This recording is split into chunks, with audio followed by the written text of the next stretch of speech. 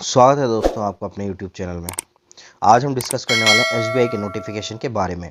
Finally SBI ने PO का जो प्रोफेशनली ऑफिसर होता है उसका जो नोटिफिकेशन है वो रिलीज़ कर दिया है। तो अब हम देखते हैं इसमें कुछ इंपॉर्टेंस डेट और कब इसकी फॉर्म फिलअप करने की डेट है और कब इसकी एंड डेट है और एग्जामिनेशन डेट, इसकी पोस्ट वगैरह सब के बारे में हम डिस्कस करेंगे। तो शुरू करते हैं हम आज का सेशन SBI PO के नोटिफिकेशन के साथ।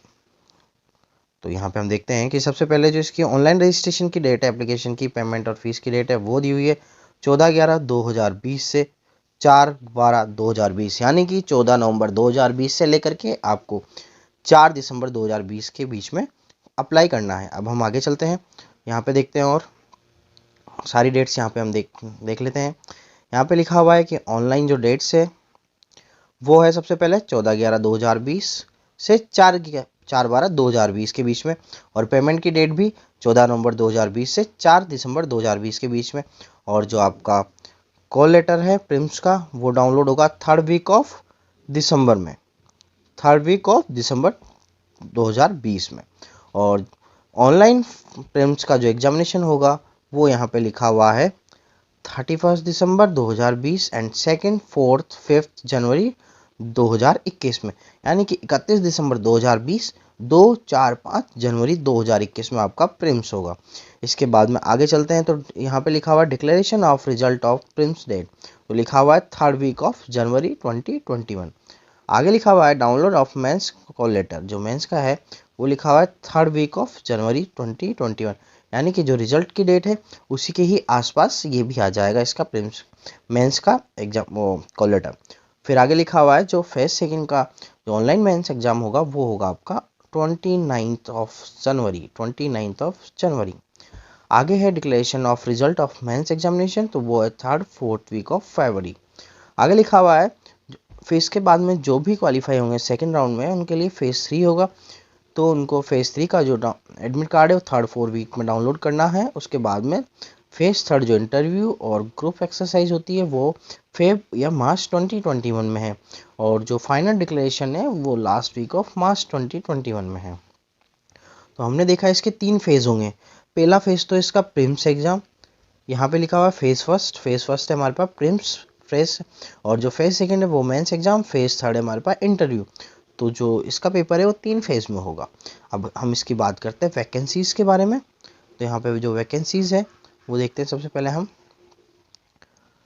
तो जो सबसे पहले देखते हैं हम इसकी वैकेंसी 300 SC की है, ST की 150, OBC की 540, EWS की है 200, जनरल की 18, यानी कि जो टोटल वैकेंसीज है वो है हमारे पास 2000 वैकेंसीज इन्होंने डिक्लेयर करी है।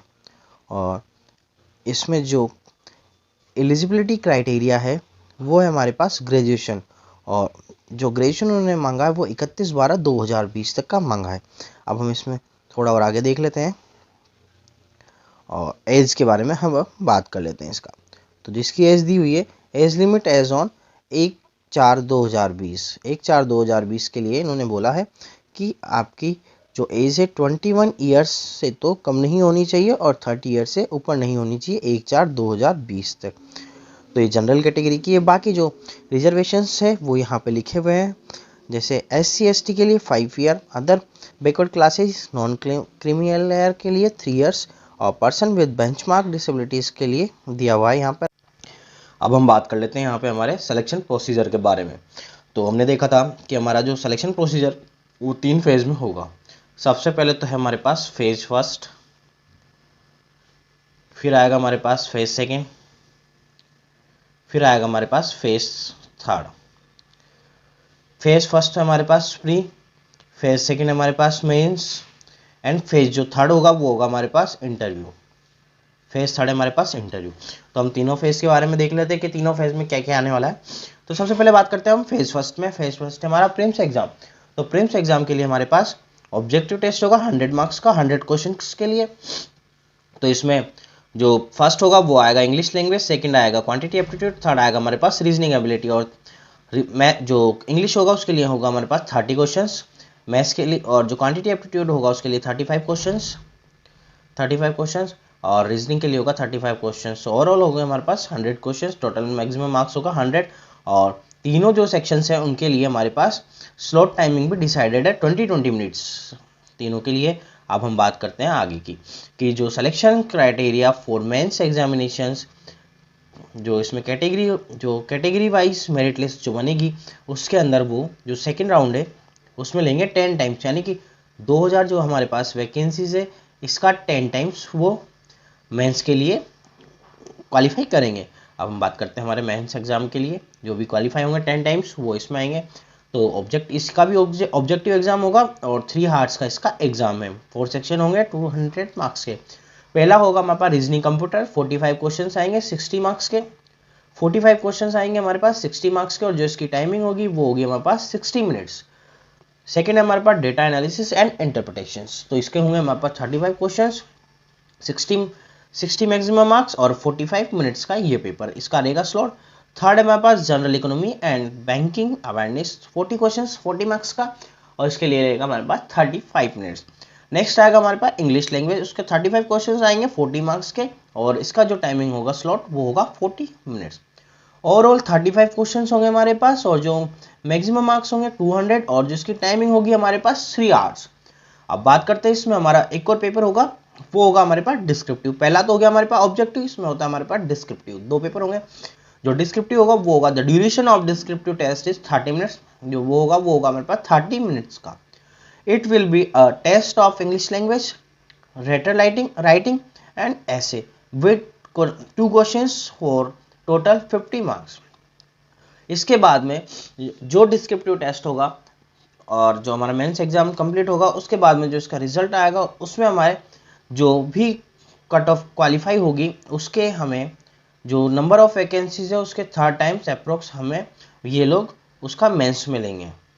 अब बात करते हैं हमारे जो लास्ट सेशन वो फेज है 3rd फेज की, वो जो भी हमारे मेंस एग्जाम में 2nd फेज में जो क्वालिफाई होंगे उसका और जो वैकेंसीज है हमारे पास 2000 उसका 3 टाइम्स ये 3rd फेज के लिए क्वालिफाई करेंगे।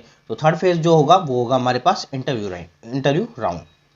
अब हम बात करते हैं हमारे यहाँ पे जो एप्लीकेशन की जो फीस रहने वाली है वो क्या रहने वाली है।